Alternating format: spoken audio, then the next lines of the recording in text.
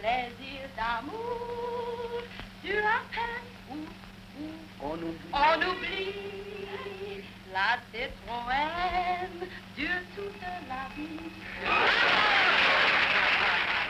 Un nom, celui d'André Citroën, qui en 1913 commence l'histoire d'une technique. Il a 35 ans, ancien élève de l'école polytechnique, il fonde la Société des engrenages Citroën, dont le principe de transmission est à l'origine du sigle de la marque.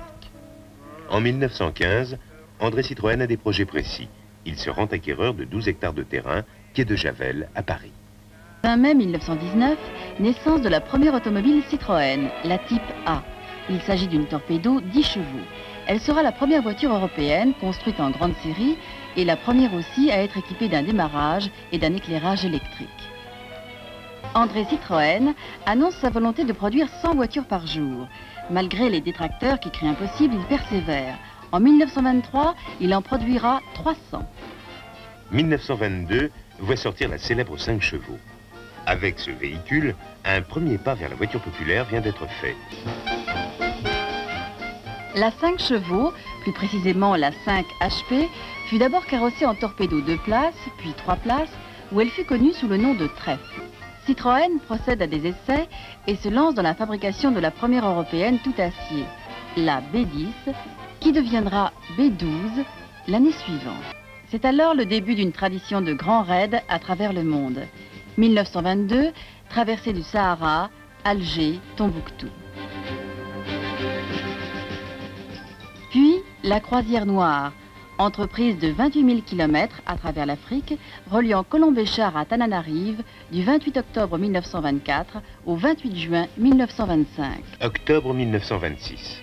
Sortie de la B14, dotée d'un servo-frein et d'une mécanique nouvelle. Au salon 1928, 2 nouveaux modèles sont présentés.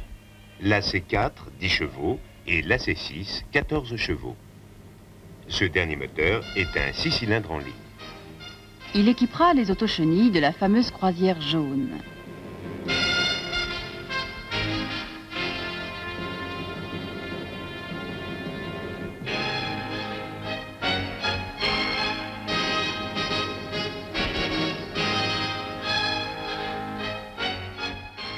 Le 15 mars 1933, après les résultats obtenus par la Rosalie 2, André Citroën et Iacco montent une nouvelle opération avec la Rosalie 4. Il n'y a jamais eu de Rosalie 3. Donc, la petite Rosalie, c'est comme ça qu'on l'appelle, s'élance sur l'anneau de Montlhéry.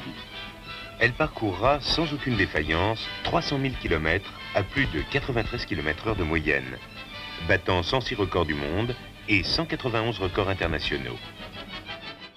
Après avoir illuminé gratuitement l'Arc de Triomphe et la place de la Concorde, comment ne pas penser à la Tour Eiffel? Effectivement, que peut-on rêver de mieux comme support publicitaire?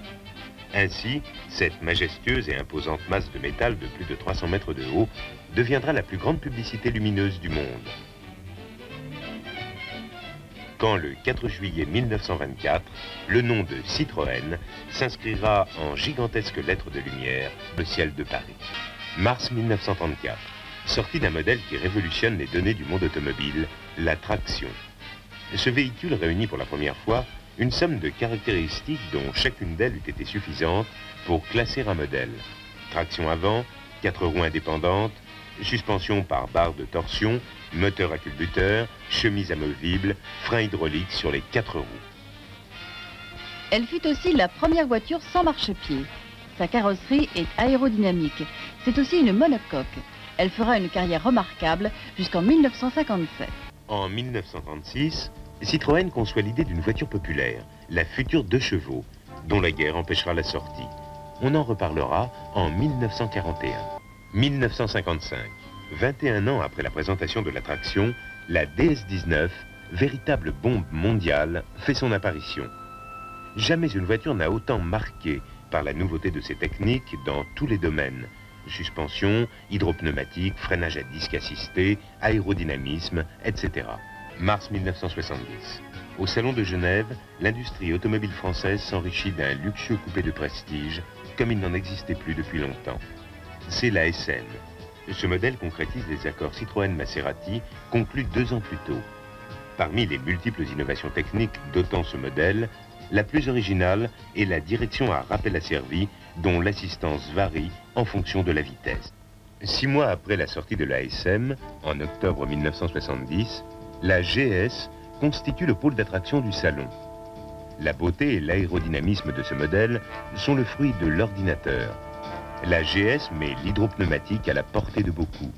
Elle offre aussi un moteur à 4 cylindres à plat, refroidi par air, 2 arbres à cam en tête et 4 freins à disque assistés.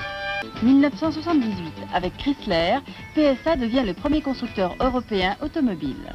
Juillet 1979, Chrysler devient Talbot. En province, 8 autres villes se partagent les principales unités de production de la marque. Rennes. L'usine de Lajanet s'étend sur 260 hectares. Ses activités, emboutissage de carrosserie de tous les véhicules de la gamme, assemblage, peinture et montage d'une partie de la gamme. Ce fut la première unité de production décentralisée de Citroën. La barre Thomas. Moulage et traitement thermique de caoutchouc.